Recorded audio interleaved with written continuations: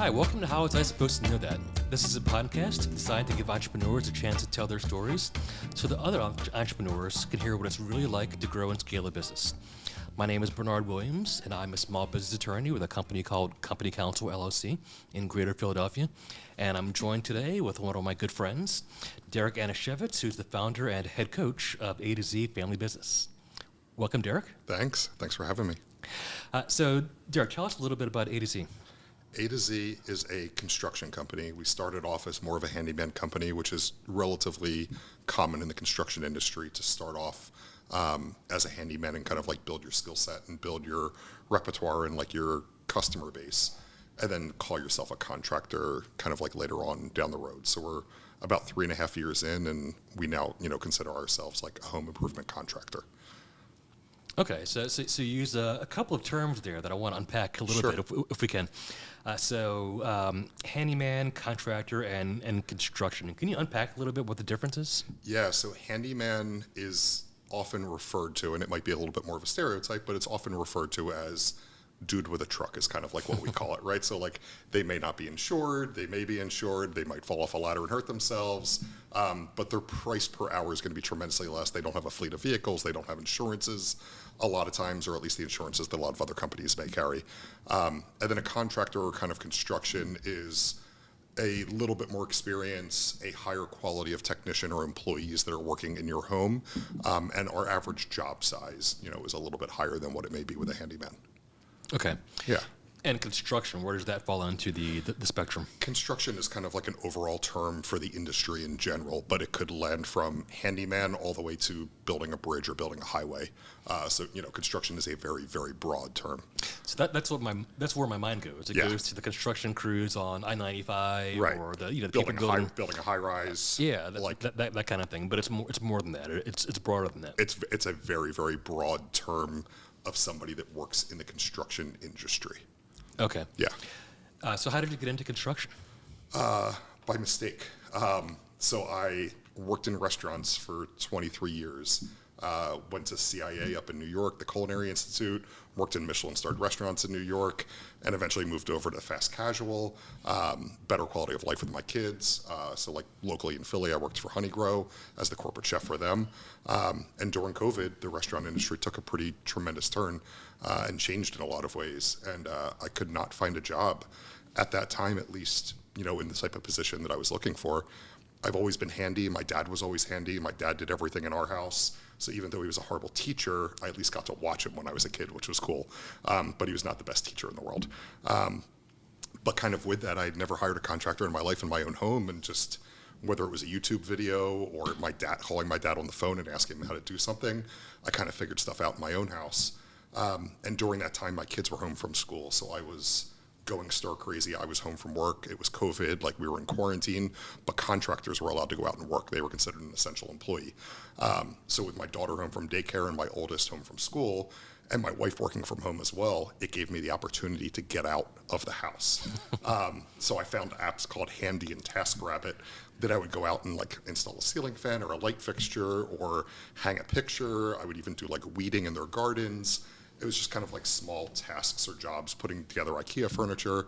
And over time, I was having conversations with customers at the time. And, one was conversations of like, so, I just mounted this TV, like, and they'd be like, yeah, I can't believe how expensive this is, but you did a beautiful job. I'm like, what do you mean? Like, I got paid like $70 to do this. And they're like, well, I paid $400 through the website that I hired you through. And I'm like, wow, that's a lot of money for what this just took me to do.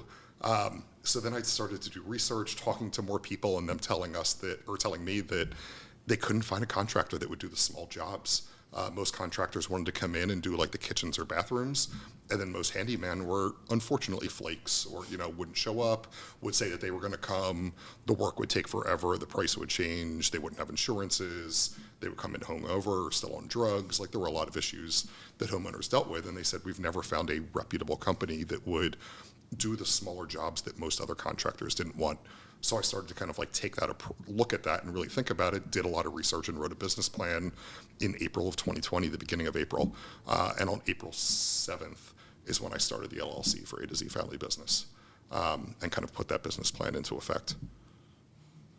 So it sounds like the inspiration for A to Z came more out of necessity than it did, or observation of an opportunity, Yeah. than it did out of a passion for construction. It did. So my passion has always been people since I was, younger in management. The first time I kind of got my taste into management, my passion has always been people and managing people.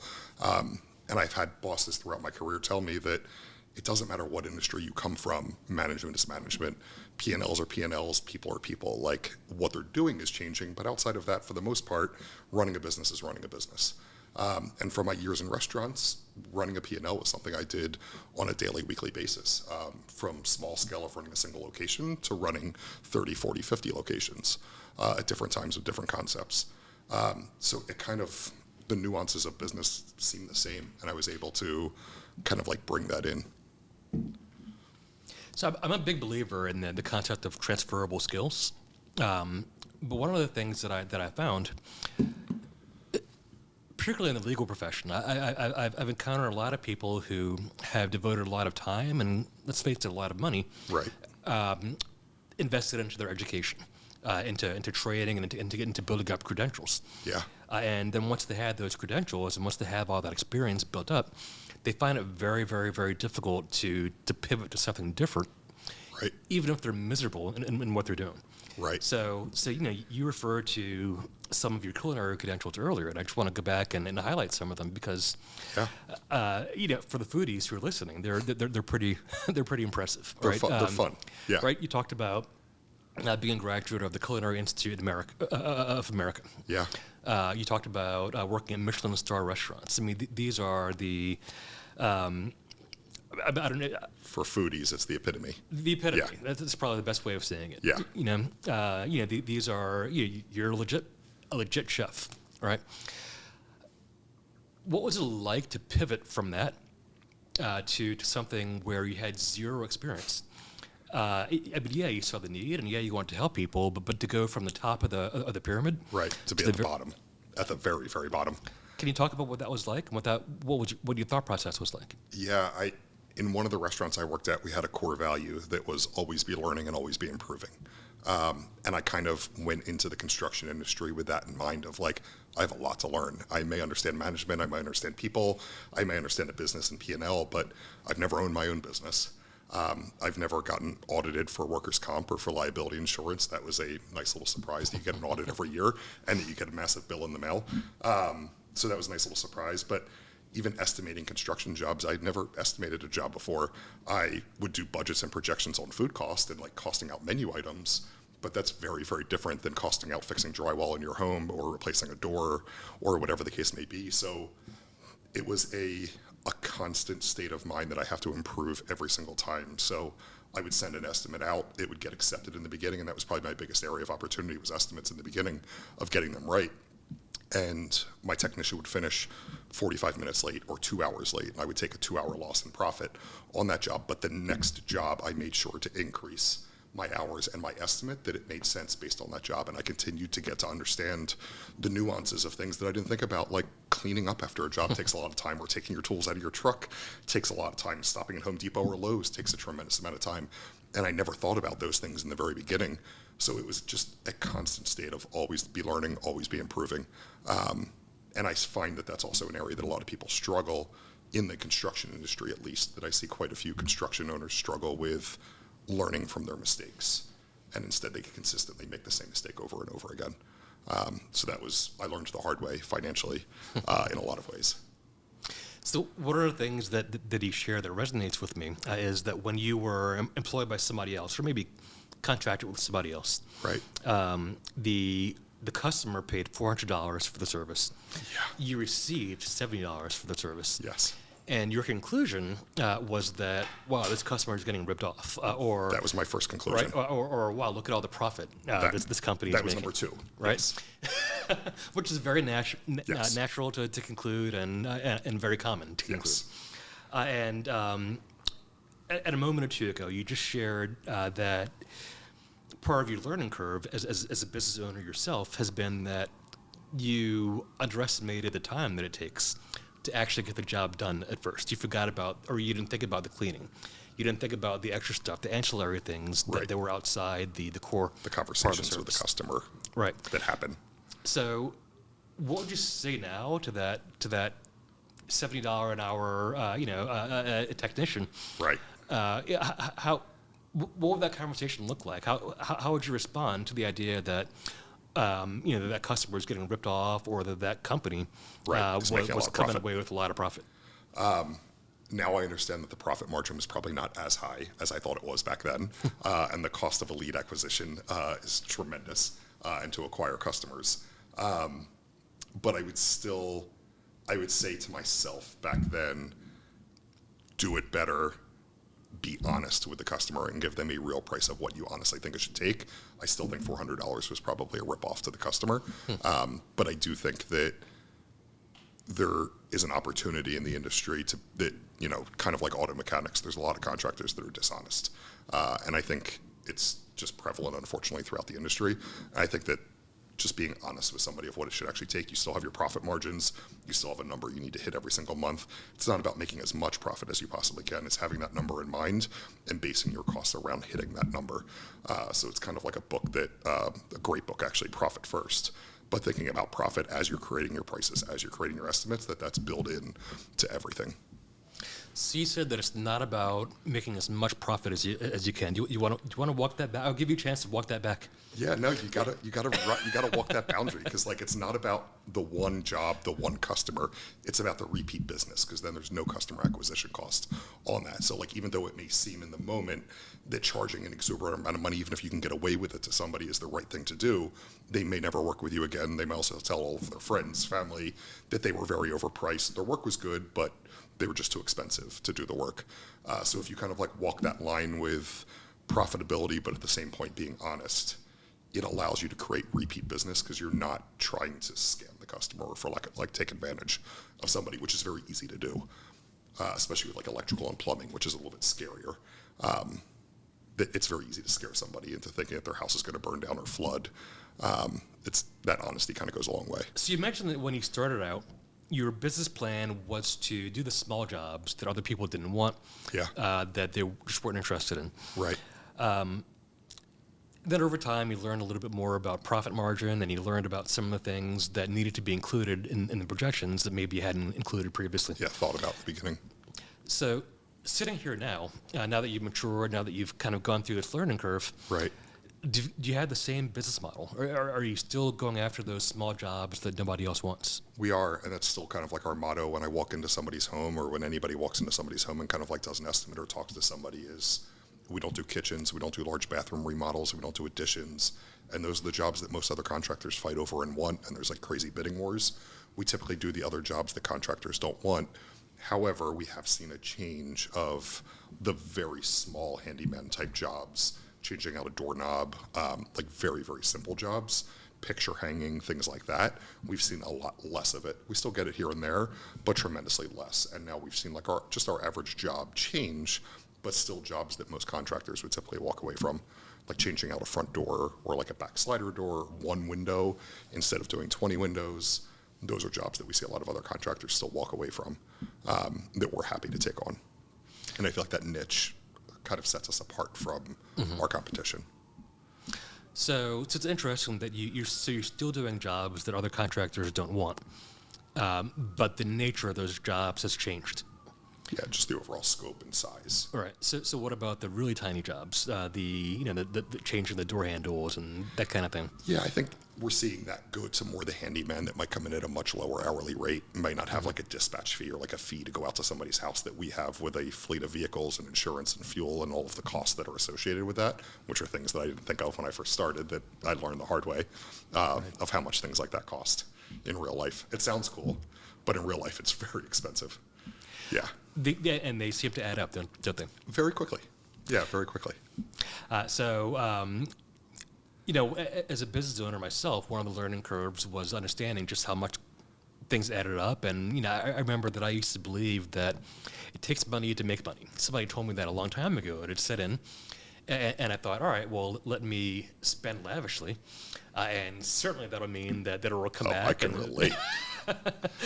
So can you talk a little bit about some of the misconceptions that he had, that he that you learned your way out of as you grew? Yeah, I mean, I think I started a construction company at probably, most would say, one of the best times. So like, one, to start a business, but two, to start a construction company at the beginning of COVID when everybody was in their homes. They weren't going to offices, people were quarantined, kids weren't going to school, and a large amount of the workforce had either stopped working or were on unemployment, and they were making tremendously more on unemployment than they were actually working previous to that. So there was just a ton of money in people's bank accounts. They weren't commuting into the cities anymore, or to work or driving, taking trains, parking, going out to lunch. A lot of those costs changed tremendously. So we saw just, I mean, easy marketing, like kind of just lob something out there and it was taken, and like people were accepting jobs left and right and the money was flowing in, and boy, does that make your ego really kind of like take a turn for the worse now looking back at that. But at the time it was spending lavishly. It was like, oh, I need another company vehicle, sure, let's spend $40,000 on that, and then another $5,000 to wrap it and buy the mounts and brackets and shelves that we need inside it, and tools, was just buying tools left and right and spending thousands and thousands of dollars. But the money just kept continuing to come in, and it was amazing at that time. And like, marketing was so easy, and I wasn't even putting that much into it, and just the acquisition costs, it was great at that time. And that was like going into even like 2022, it was amazing during that time. 2021 was absolutely incredible, but then the end of 2022, like that COVID bubble just burst. And like, people started going back to the office a couple days here and there. Like, money, we had like Silicon Valley Bank, and a lot of things happened in the financial market that I think started to like tighten up people's wallets a little bit. And my sales dropped from, over $200,000 a month to less than $100,000 a month overnight. So the team that I continued to hire and grow, and was just spending money, like lobs of money, on people, on training, on marketing, ads, all types of different things, it just almost stopped overnight. And I sat down with my wife one night and had to make the toughest decision I've ever made in my life, which I've never had to do before, which was lay off a large amount of my team, of all the people that I just hired. I had people that hadn't even started yet that had put in notice to their jobs and were like getting ready to leave their jobs, that were supposed to start with me within the next week or two, that I had to let them know as well that I couldn't offer them a job anymore and that they had to find something else. It was absolutely the hardest thing I've ever gone through in my life. And having those conversations with people, it was absolutely gut-wrenching. And it's, coming from a corporate background and, unfortunately having to fire so many people throughout my career, firing somebody is so easy because they've earned it and they've deserved it for whatever reason. They've got write-ups, they made mistakes, whatever the case may be. Like, those conversations are so much easier to have. But when somebody's an amazing employee and you just can't afford to pay them anymore, that is just the most gut-wrenching conversation I've ever had in my life. And it was the biggest learning experience outside of becoming a parent that I think I've ever gone through in my life. And just the way that I look at business now, the way that I look at spending money, costs, and like thinking about every dollar that leaves our bank account is tremendously different than I've ever thought previously. There's a sentiment among some people that that business owners, and they're not distinguished any further, but but right. Business owners are greedy.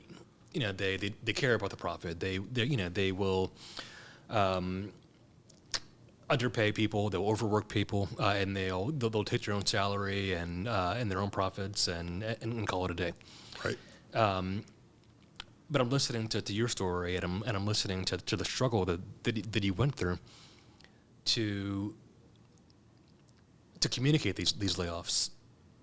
And I guess what I'd like to hear more about is what your thought process was and how you came to the decision that layoffs were necessary. Yeah, we're the only option. Right. So I basically, my wife and I, one night, it was beginning of November, it was before Thanksgiving in 2022. And, my bank accounts for the business were negative. Payroll had just came out. I was barely going to make it and had to write a check from my HELOC for my home to be able to cover that payroll and make it through.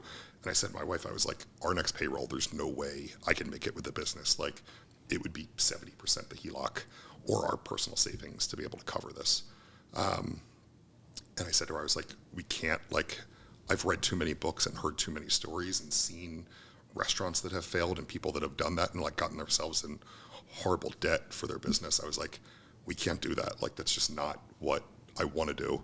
I said, and like, I don't I don't see a light at the end of the tunnel. It's not a bad month or two, like with Silicon Valley Bank and First Republic and the things that were happening in the financial marketplace. Like, it's not looking like this is going to change tomorrow or in the next 3 months. I'd be willing to carry it for a couple months, but I don't think we can, for the amount of time that I think this is going to take, with the amount of time we've been in business and the fact that I was growing at such a rapid rate. I didn't have enough in savings to be able to, for the business, to be able to carry it for very long.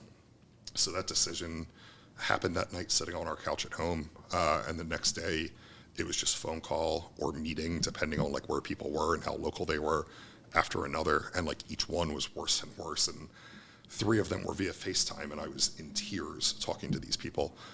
Some which have been with me, that were with me at that point for over a year, that I had a great relationship with them. And I knew their personal finances. I knew their stories. I knew what they were going through in their own life. And again, it's when you fire somebody, they deserve it for some reason. You came to that conclusion for a reason, but when you lay somebody off, they don't deserve it. It's not fair to them. They didn't do anything to deserve that. You did it to the business. You made those mistakes, and it cost them at the end of the day, which I think that was the hardest thing for me to swallow, that it wasn't their fault, it was my fault, that happened to them. I think that I would, I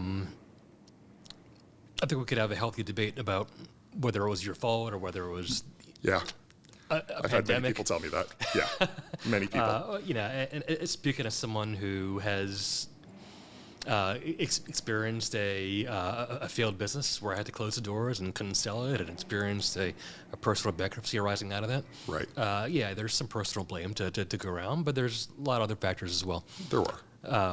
But I really admire your soul searching, and you're using this as an opportunity to improve and to grow. Always be learning. Thank you for improving. That. And on that note, looking back on that difficult experience, what would you tell future business owners? I mean, let me I guess give a little bit of context. I know that for some business people, it's very easy to say, it's all about the profit. It's all about the bottom line. And the moment that someone is not a source of profit, I'm gonna flip the switch and get rid of them. Right. And it's a cold and calculated decision. Yeah.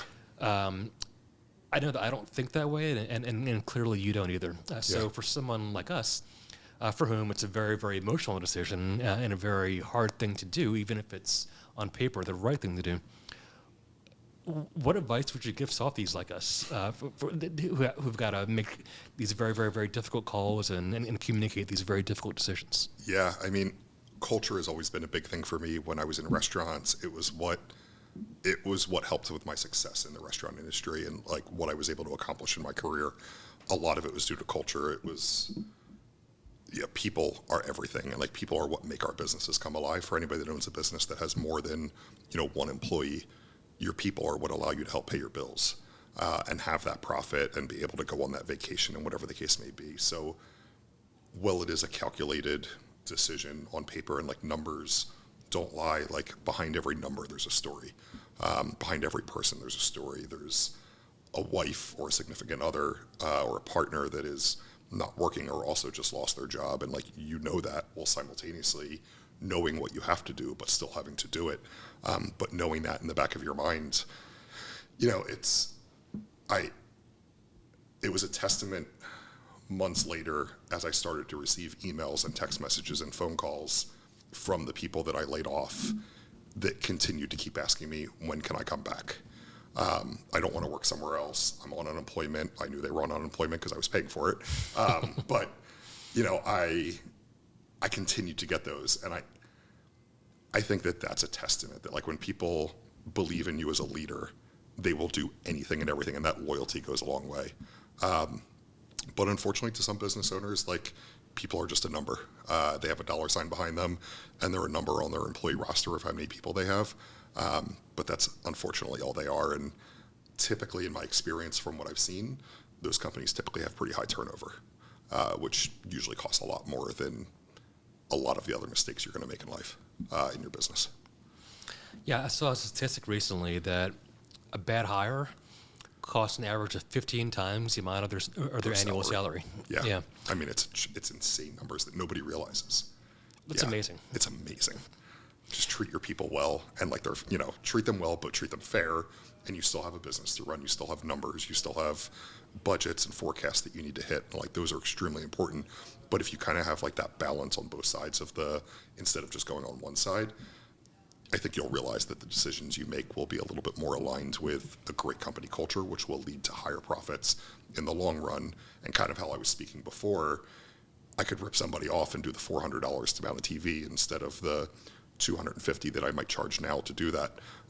But they may never call me again. And it's kind of like the same with an employee. The cost to hire and train a new employee is tremendously higher than that profit you may have made off of that one job. So, I really want to thank you for sharing the story of the pandemic and the layoffs and how you dealt with that situation. So we're a couple of years now removed from the pandemic. We are. Can you catch us up and tell us about how you're doing? Yeah, we've made a lot of changes.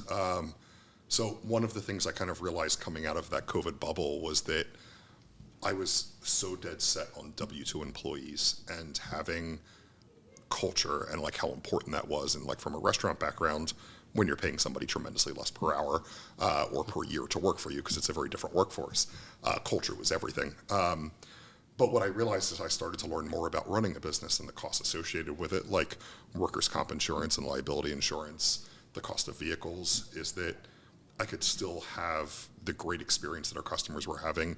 I could still have amazing W-2 employees that the culture is incredible and they're creating long-lasting relationships with our customers. But I can also kind of like feed in and kind of, get some subcontractors in there to where I don't have workers' comp insurance for them. I don't have liability insurance for them. I don't have a company vehicle for them.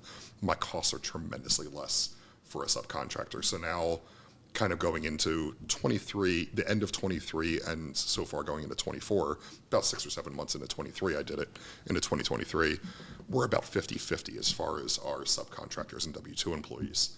And 2023, even though we came in $19,000, it was 7% under the year prior in sales from the year prior, our profit was up 156% year over year. So like the changes we made worked. And now it's just scaling and growing again, and we kind of used 2023 to change how we did things and kind of like our overall idea, and it was just a year of a lot of changes in systems. But now going into 2024, I think it could be one of our best years ever. Oh, that's great. Yeah. That's great. Congratulations on your pivot, on your growth, on recovering from that difficult time period. It sounds like you found a formula that's more profitable with the shift to independent contractors. Yeah. Now, there are a lot of differences and things you want to keep in mind. There are. Regarding the differences between independent contractors and employees. And a W-2 employee. Now, that's going to have to wait for a second episode, though. We will need to wait for a second. Yes. We're running a little bit out of time on this one. But we could absolutely talk about that and the systems we have in place to ensure that it works properly. So what are your next steps? What do you anticipate for 2024 as you look out on this hopefully banner year? Yeah, 2024 we have a 25% growth planned, like on our budgets, and I think it's extremely achievable with the way that things are changing in the world and kind of the directions we're moving. We plan to. I kind of figured out something with our people, and my most successful technicians or W-2 employees that I have come from the restaurant industry. So right now, I've got 7 W-2 employees. Every single W-2 employee has restaurant experience of some kind. So my goal for 2024, I had made some mistakes in 2022 and 2023, hiring people that had great experience in construction, but they really didn't hit our core values and kind of those soft skills were not there. So now hiring people with not as many hard skills, better soft skills that hit our core values, my goal is to kind of bring them in and have the financial bandwidth for payrolls to be able to continue to train them before they become truly revenue generating. It's going to take tremendously more time, but I think the overall like lower turnover and better customer experience in turn will kind of like overlast. So that's my big goal this year is a better training program and bringing on more people with restaurant experience. That's great. Well, I look forward to watching and seeing how it goes. Appreciate it. Now, if anybody lives in the greater Philadelphia area and they have an odd job or a small job or any kind Whatever of a it may job that somebody else maybe isn't interested in, Yeah. what would be the best way to get in touch with you? Yeah, you could visit www.atozfamilybusiness.com, or you could call or text us at 215-422-3220. Yeah, Derek, this has been a great conversation. Thanks so much for your honesty and for opening up and for Thanks for just having me. sharing all of your wisdom. This has been a lot of fun. It's been awesome. Thank you. This has been another episode of How Was I Supposed to Know That with Bernard Williams. Thanks so much.